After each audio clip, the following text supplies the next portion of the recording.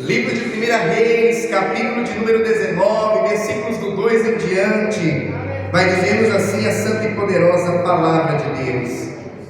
Então Jezabel mandou um mensageiro a Elias a dizer-lhe: assim me façam os deuses e outro tanto, se der certo amanhã a estas horas não puser a tua vida como a de um deles.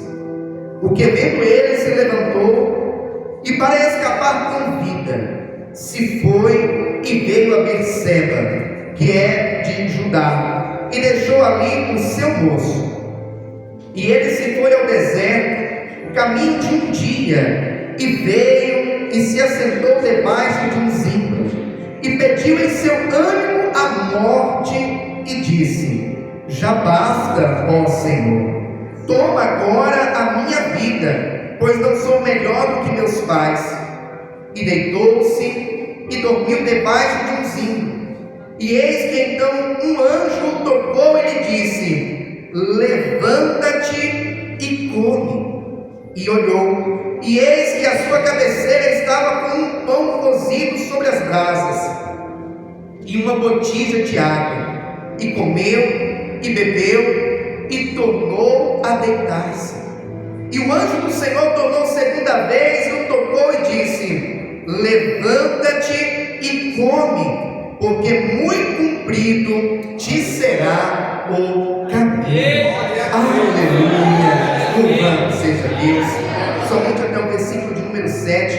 E como é nosso costume, eu convido a igreja a repetir após mim o versículo de número 7, que diz: e o anjo do Senhor tornou segunda vez e o tocou e disse: levanta-te e come, porque muito comprido te será o caminho.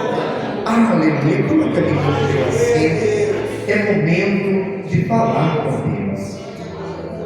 Senhor amado e Pai querido, a tua igreja mais uma vez se regozija, porque estamos reunidos neste santo lugar, numa mesma fé e no mesmo propósito.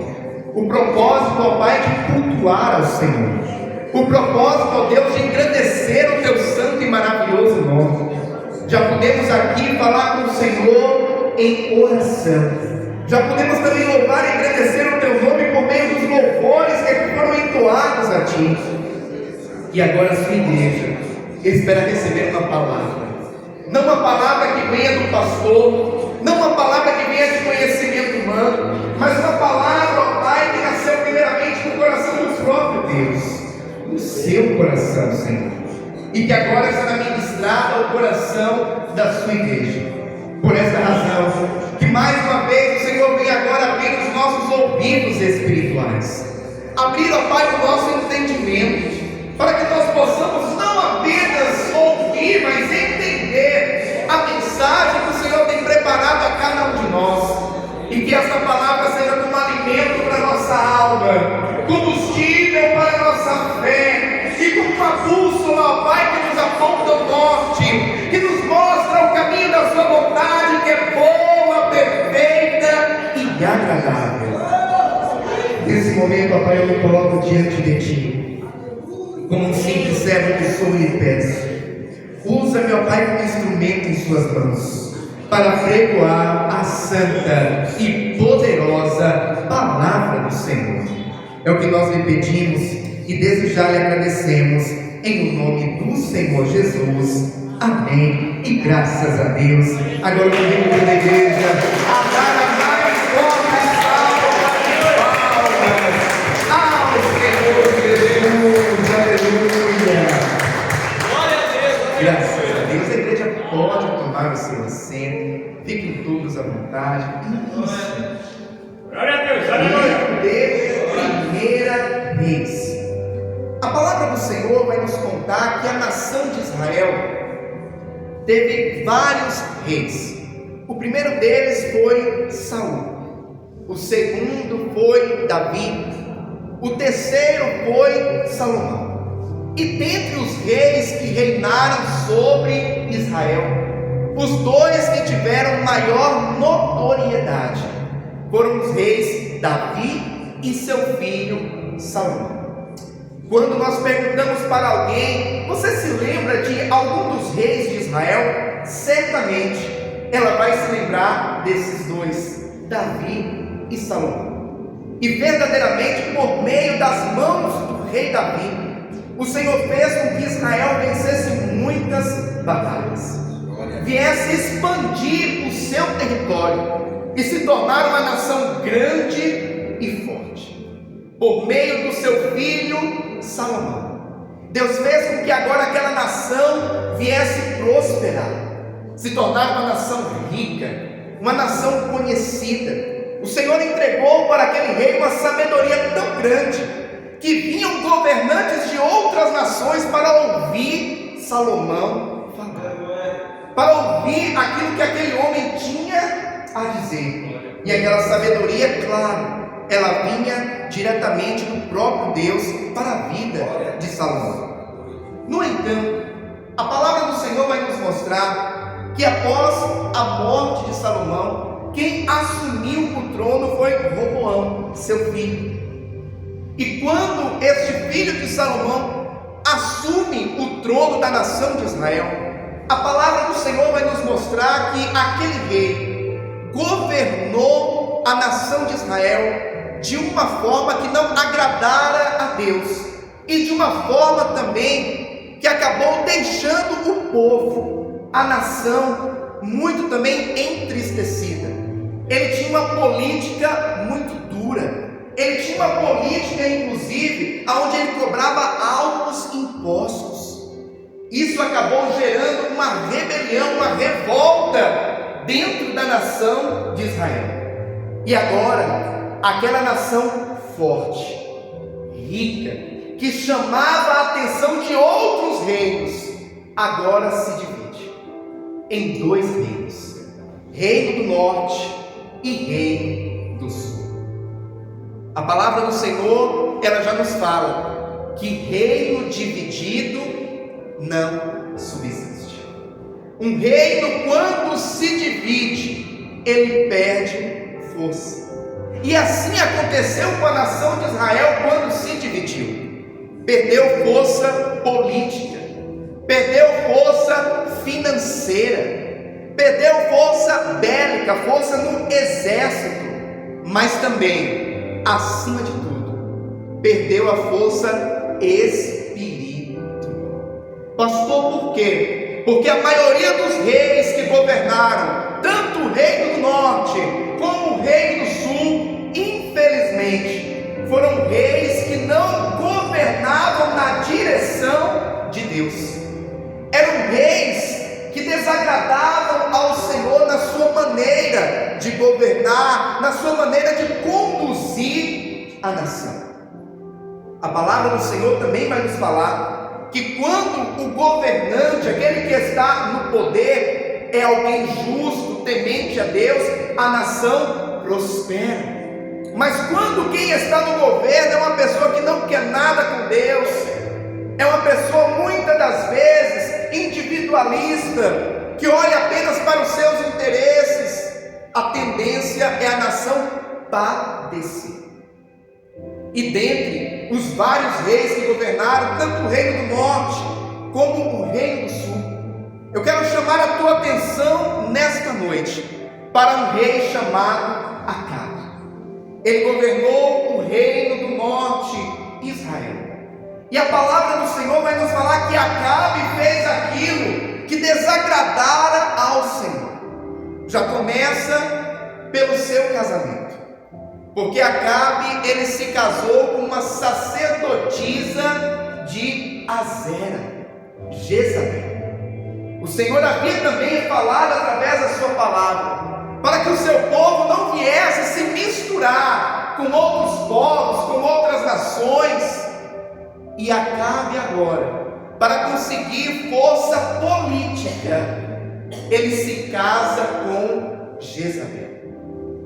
Através desse casamento, começa a entrar dentro da nação de Israel cada vez mais forte a idolatria a outros deuses, Agora, aquela nação que servia, que buscava única e exclusivamente ao Deus vivo e todo-poderoso, o grande eu sou, agora estava também levantando altares para Baal, agora estava também levantando altares para Azera. No meio da nação de Israel, onde havia o povo de Deus, agora caminhavam profetas de Baal, profetas de Azera. E a defensora de todos eles era a rainha Jezabel. Para proteger os seus profetas, ela mandou matar os profetas do Senhor, mandou matar os profetas do Deus vivo. Aquela nação estava em um verdadeiro declínio. As pessoas não sabiam mais a quem realmente deveriam servir, a quem verdadeiramente deveriam adorar, a Deus ou a Baal, a Deus ou a Azera. O povo estava vivendo meio que em cima do muro. De um lado, altares do Deus vivo, do outro lado, altares de Baal e de Azera. E agora? O que fazer em meio a esta situação? E a palavra do Senhor vai nos mostrar que Deus levanta um profeta, um homem de Deus naquele lugar, chamado Elias. Certa vez, Elias, para chamar a atenção do rei Acabe para o erro que ele estava cometendo, para o caminho ao qual ele estava direcionando a nação, que era um caminho de perdição. A Bíblia vai nos falar que Elias diz assim: sobre a minha palavra, durante 3 anos e meio não vai cair nem orvalho do céu. Eu chamo a tua atenção para a intimidade que Deus tinha com aquele homem, a intimidade que aquele homem também tinha para com Deus. Ao chegar ao ponto de ele dizer: olha, sobre a minha palavra, ele não falou em nome do Deus vivo não vai chover. Ele disse: sobre a minha palavra não vai cair nem orvalho dos céus. E eu imagino Elias falando isso, Elias profetizando isso, e essa palavra chegando nos céus, e Deus ouvindo esta palavra da parte de Elias e pensando assim: deixa eu consultar o histórico dele, deixa eu ver se ele tem autoridade para dizer isso, deixa eu ver se ele tem relacionamento comigo para dizer isso, deixa eu ver se eu vou honrar esta palavra. E na sequência Deus assinando embaixo: está confirmado, por 3 anos e meio não vai cair nem orvalho dos céus. Ah, meu irmão e minha irmã. E a nação de Israel agora começa a padecer com uma seca, sem água, sem chuva. As plantações não prosperam, o que se planta não frutifica. As pessoas começam a passar necessidade. E eu abro um parênteses aqui para dizer algo importante para a igreja. Todas as vezes que nós escolhemos com os nossos próprios pés, com as nossas próprias pernas, sair da presença de Deus, fazer aquilo que é desagradável aos olhos de Deus, com as nossas próprias pernas, nós estamos indo em direção às provações, às adversidades, a lutas na vida. A nação de Israel agora está enfrentando um momento delicado. O povo dividido espiritualmente falando, enfraquecido politicamente falando. E a palavra do Senhor vai nos falar que certo dia Elias, ele vai ao encontro do rei Acabe e diz: olha, Acabe, o povo está dividido, não sabe a qual Deus deve adorar. Então vamos fazer a prova para ver qual Deus é o Deus verdadeiro. Vamos fazer a prova para ver qual Deus é o Deus que responde ao clamor do seu povo. Acabe aceitou. E Elias falou: então chame os profetas de Baal, fala com eles para construir um altar, fazer um sacrifício, orar ao Deus deles. Eu de igual forma também vou preparar o altar para o meu Deus, vou fazer um sacrifício para o meu Deus, e vou orar para o meu Deus, e vamos ver qual Deus responde com fogo.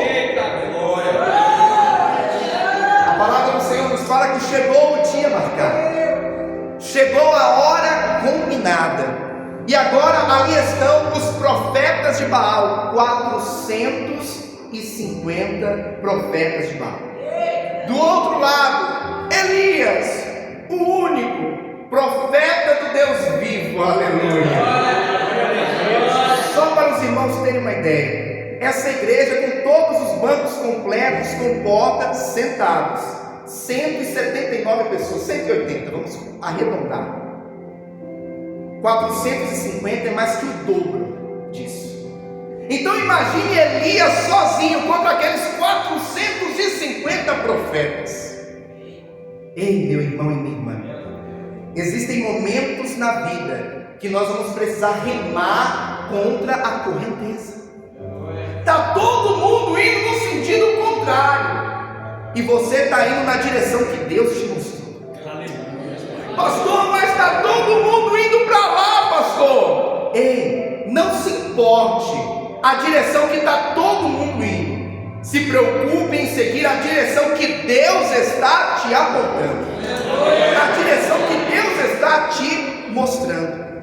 Mesmo que você seja o diferente, mesmo que você por conta disso seja criticado, mas seja fiel à direção que Deus te dá. Aleluia. A palavra do Senhor nos fala que os 450 profetas de Baal preparam o altar, preparam a lenha, preparam ali o sacrifício, colocam sobre o altar o sacrifício, e durante uma manhã inteira eles clamam, eles pedem a Baal para responder o seu clamor com fogo, e que aquele fogo viesse consumir o holocausto. Foi passando as horas, chega um momento que Elias chega até a zombar deles, dizendo: cadê o Deus de vocês? Será que ele está dormindo? Trazendo para os dias de hoje, será que ele está de férias? E a Bíblia vai nos contar que os 450 profetas de Baal começam a ficar desesperados, pegam os seus punhais, as suas facas, começam a se automutilar para tentar chamar a atenção de Baal. E a palavra do Senhor nos fala que nada aconteceu. Aleluia. Agora era chegada a vez do profeta Elias clamar ao seu Deus, clamar ao Deus Todo-Poderoso. E a Bíblia vai nos falar que a primeira coisa que Elias faz é preparar, é arrumar o altar do Deus vivo. E eu abro aqui um parênteses para te dizer algo importante.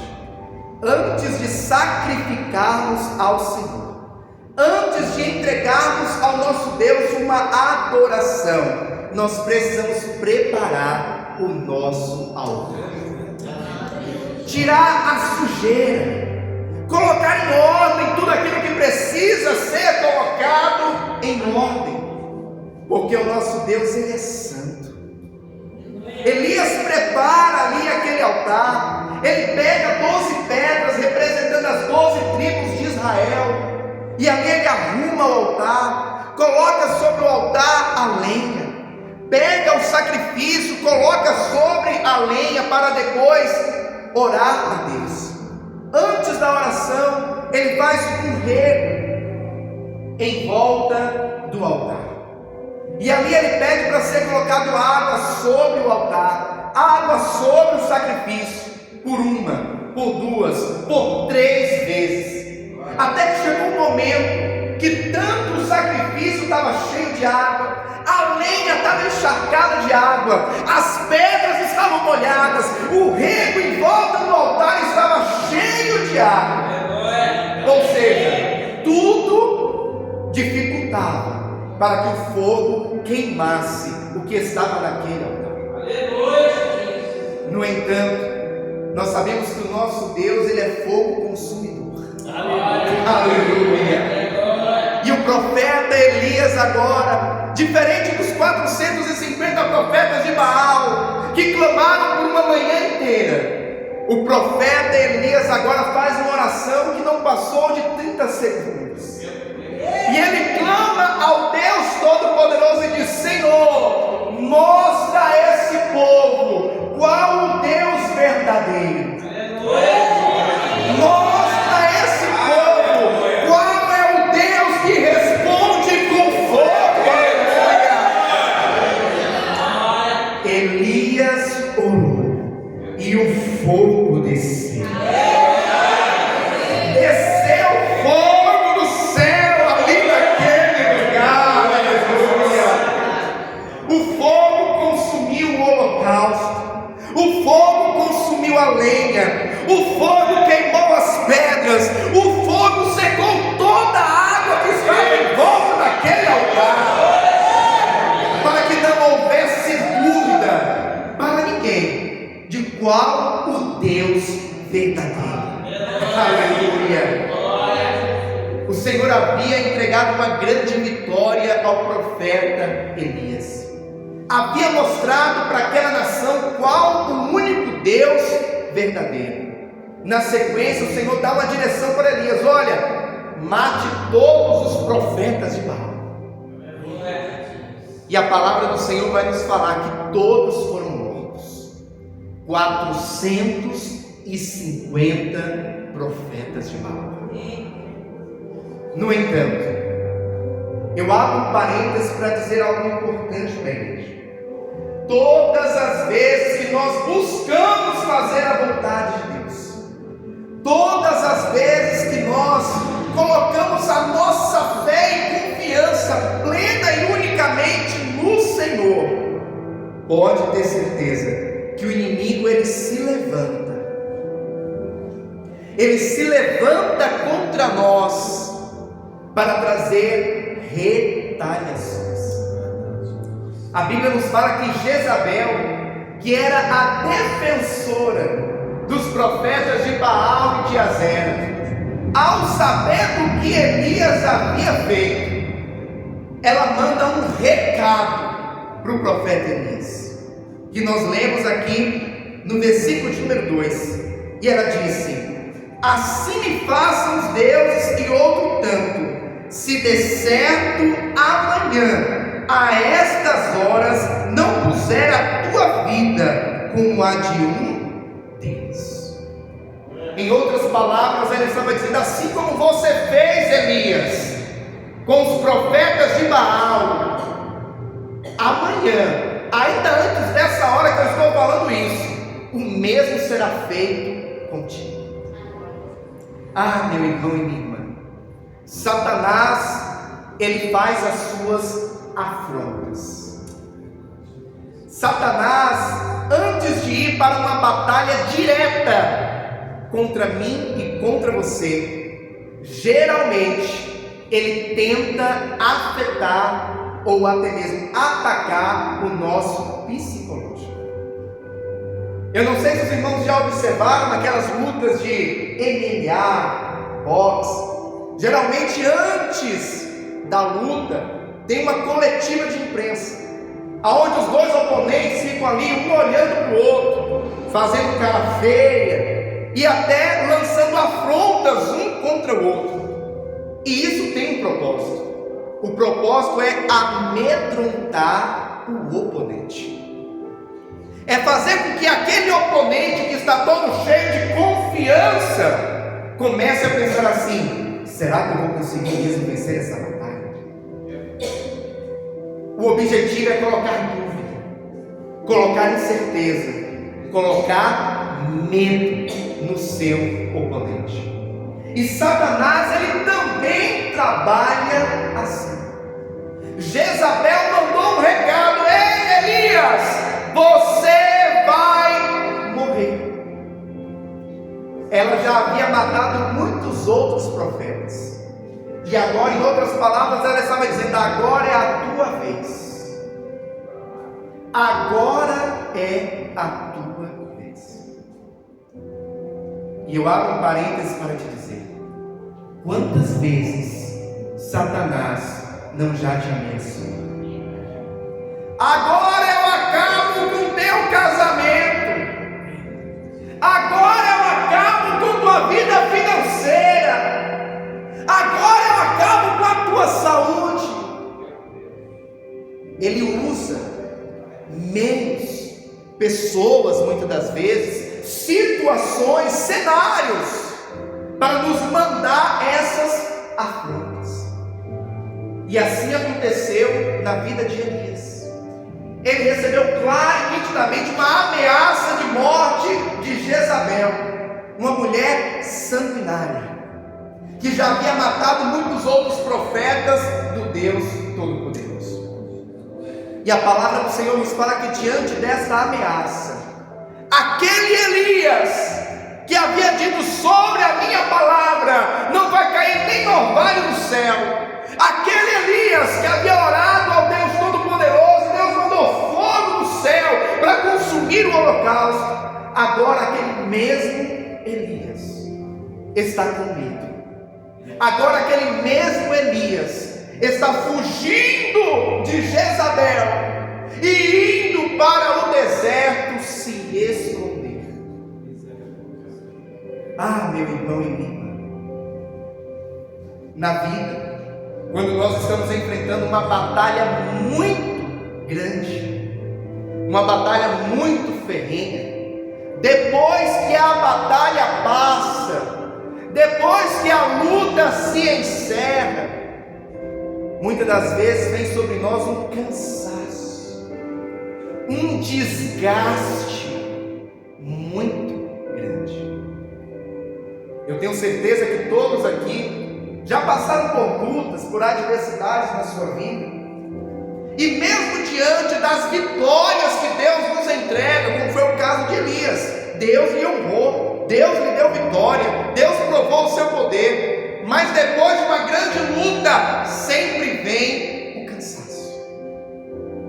Elias estava cansado, Elias estava exausto, e agora, em meio a esse momento de fragilidade, é onde o inimigo chega e diz: olha, você vai morrer, não tem como escapar. Satanás é estrategista. Satanás, ele está o tempo todo nos observando, e ele faz isso, ele nos observa, para que ele venha saber o momento certo de fazer a afronta, o momento certo de muitas das vezes fazer também o seu ataque. E é por essa razão, meu irmão e minha irmã, que nós não podemos baixar a guarda. É por essa razão que nós não podemos baixar a guarda. Elias estava exausto, e diante daquela afronta, ele foge e vai para o deserto. Deserto é lugar de solidão, deserto é lugar de sequidão. Elias vai agora para o deserto, e a Bíblia nos fala que ele chega debaixo de um pé de zimbro, e ali ele se deita debaixo do pé de zimbro. Elias agora não estava querendo mais uma batalha, ele já havia passado por uma batalha ferrenha. Ele se deita debaixo daquele pé de zimbro, e a Bíblia fala que ele está prestes a dormir. Mas antes de dormir, ele conversa com Deus e diz: Senhor, eu não sou melhor que os meus pais, tira a minha vida. Aquele homem não estava apenas cansado, aquele homem estava prestes a entrar numa espécie de depressão espiritual, a ponto de pedir a Deus que tirasse a sua própria vida. E após dizer isso, ele dorme debaixo do pé de zimbro. Ah, meu irmão e minha irmã, na vida, existem momentos que nós também nos cansamos. Existem momentos que parecem que as nossas forças se acabaram. Existem momentos que parece que não existe mais o vigor para continuar. Não existe mais a energia, o bom ânimo para prosseguir. Parece que a fé está se esvaindo.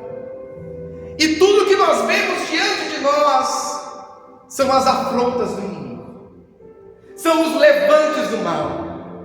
E é em meio a este momento que muitos pensam em desistir. Nós não somos super-homens. Nós estamos falando aqui do profeta Elias. Dentre os profetas da Bíblia Sagrada, Elias é um dos mais conhecidos, um dos que teve maior notoriedade e intimidade com Deus. Para os irmãos terem uma ideia, Elias não passou pela dor da morte. Elias foi arrebatado por Deus. Mas este Elias que foi arrebatado por Deus também se cansou. Também chegou um momento que parece que as suas forças se acabaram.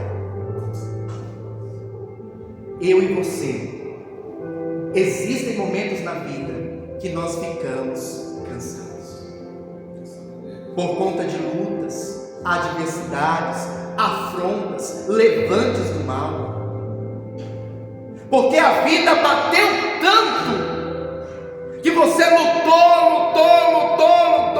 e quando você tem a vitória, e na sequência vem uma outra luta, e você diz: agora eu não aguento mais, agora eu não suporto mais, agora eu cheguei no meu limite. E é o que Elias estava dizendo: eu cheguei no meu limite, Senhor, tira a minha vida. No entanto, o nosso Deus é aquele que ouve o nosso clamor. O nosso Deus é aquele que ouve a nossa oração. Só que Ele sabe o que é melhor para mim e para você. A oração que Elias estava fazendo a Deus era uma oração que estava vindo do seu emocional. Não era uma oração racional. Não era uma oração com a fé que ele tinha para com Deus, com as experiências do Deus vivo ao qual ele servia. Era uma oração totalmente do seu emocional. Interessante que, principalmente nos dias de hoje, nós ouvimos muitas pessoas falarem assim: segue o teu coração, ouça a voz do teu coração. Só que isso é muito delicado, porque a Bíblia vai nos falar que enganoso é o coração do homem. E muitas das vezes as nossas emoções nos levam a tomar atitudes que vão totalmente no sentido contrário daquilo que Deus tem planejado para nós. E eu posso dizer com plena certeza e com base bíblica que o que Deus tinha planejado para Elias não era recolhê-lo naquele momento, porque ainda tinha muita coisa pela frente. Mas o emocional daquele homem estava abalado, e ele pede a Deus a morte. Meu irmão e minha irmã, entre seguir a voz do coração, entre seguir as emoções que muitas das vezes se afloram dentro de nós, e obedecer a palavra de Deus, não pense duas vezes, obedeça a palavra de Deus. Porque existem caminhos que para o homem parecem ser bons, mas que na verdade são caminhos de perdição. E o nosso Deus é aquele que por meio da sua palavra jamais vai nos dar uma direção que nos leve para a perdição. Elias clama a Deus, clama para que lhe tirasse a vida. Só que ao invés de Deus recolher Elias naquele momento, como ele estava pedindo, a palavra do Senhor vai nos falar que o anjo do Senhor lhe apareceu. Aleluia! E o anjo do Senhor lhe apareceu, não foi para ceifar a sua vida. O anjo do Senhor lhe apareceu, não foi para recolhê-lo, mas o anjo do Senhor lhe apareceu, tocou nele e disse: Elias, levanta-te, come e bebe. Aleluia! O anjo do Senhor lhe apareceu trazendo o alimento necessário, aleluia, para que ele viesse vencer aquele momento de adversidade. O anjo do Senhor lhe aparece a primeira vez, lhe dá comida, o pão, lhe dá água. Elias come e bebe. No entanto, aquele homem não toma a posição que Deus requeria dele naquele momento. Ele volta a se deitar. E existem momentos que nós buscamos a Deus, nós até recebemos uma porção daquilo que Deus está nos entregando, mas ainda não é o suficiente. Parece que ainda não gerou dentro de nós o vigor e a energia necessários, e nós voltamos a deitar. Só que pela segunda vez, o anjo do Senhor lhe apareceu, tocou nele e disse: Elias, levanta-te, come e bebe. E agora ele diz: porque muito longo é o caminho para você, muito longa é a tua caminhada, aleluia. Ah, meu irmão e minha irmã, o Senhor é aquele que tem o alimento certo para nos dar o vigor e a energia necessários para nós prosseguirmos. O Senhor é aquele que tem o alimento certo para fazer com que brote novamente dentro de nós o bom ânimo. A Bíblia vai nos falar que a alegria do Senhor é a nossa força. Se nós não tivermos este bom ânimo que provém da parte de Deus para as nossas vidas, nós ficamos sem forças para prosseguir.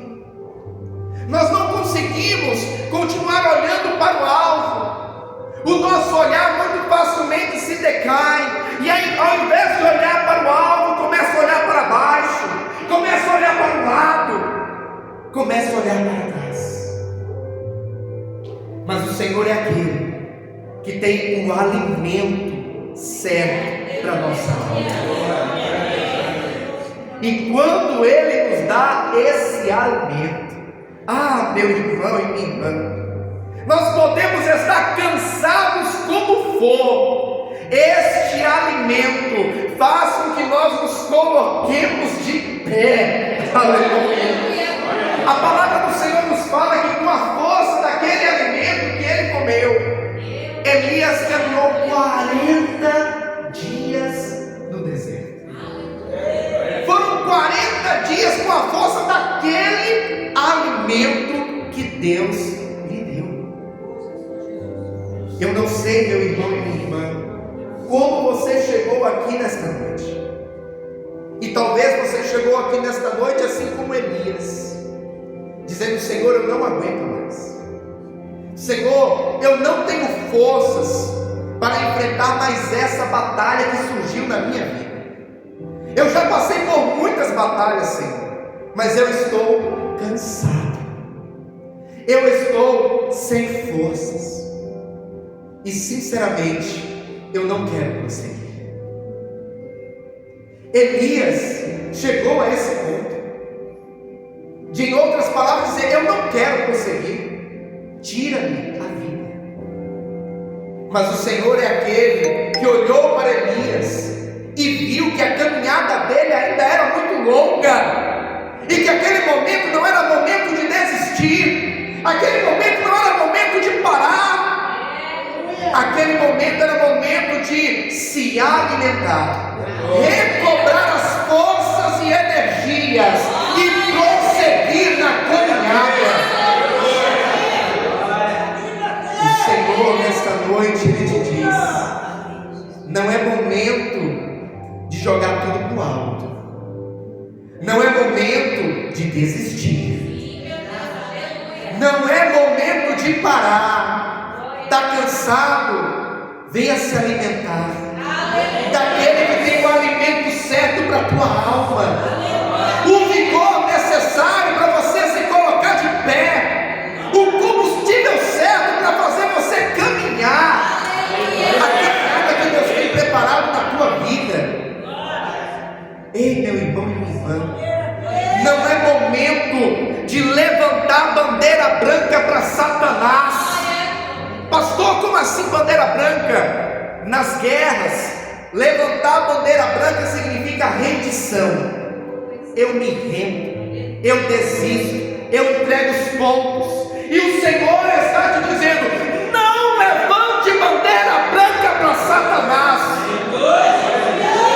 Está cansado? Eu tenho o alimento certo para você.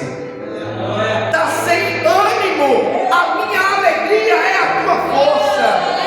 Mas prossiga, siga em frente, porque muito longo ainda é o caminho. Aleluia. Eu acho interessante que em momento algum a Bíblia vai nos falar que Deus repreendeu Elias. Em momento algum a Bíblia vai nos falar que Deus disse: olha, Elias, você está como um covarde. Olha, Elias, você está fraco. Não. O Senhor viu o interior daquele homem. Quando ele chega para Deus e diz: olha, Senhor, não aguento mais. Eu não sou melhor que os meus pais que já morreram, inclusive. Tira a minha vida também, Senhor. Deus viu o estado daquele homem. Deus, quando olha para mim e para você, Ele entende que nós somos limitados. Elias, apesar de ser um grande homem de Deus, mas na condição de homem, ele era limitado. Assim como nós somos limitados. E quando nós chegamos diante de Deus e apresentamos para Ele as nossas limitações, porque Elias ali estava também apresentando a Deus as suas limitações. Senhor, eu estou cansado. Senhor, eu estou desanimado. Senhor, eu estou sem forças. O Senhor é aquele que trouxe para Elias o que lhe faltava. Os irmãos se recordam de domingo, que estávamos ministrando aqui a palavra do Senhor a respeito de Paulo, quando ele pede a Deus para tirar-lhe o espinho da carne. E o Senhor vai dizer para Paulo: a minha graça te basta, e o meu poder se aperfeiçoa na tua fraqueza. Então, quando nós apresentamos a Deus as nossas limitações, as nossas fraquezas, o Senhor completa em nós aquilo que está nos faltando. E talvez você chegou aqui nessa noite dizendo: Senhor, eu estou fraco. Senhor, eu estou desanimado. Senhor, eu não suporto mais. E o Senhor está dizendo: eu tenho aquilo que te falta. Eu tenho para te dar aquilo que você tanto precisa. Ei, meu irmão e minha irmã, não é hora de parar. Não é momento de desistir, porque muito longo é a caminhada que o Senhor tem na tua vida. Vamos aplaudir ao Senhor.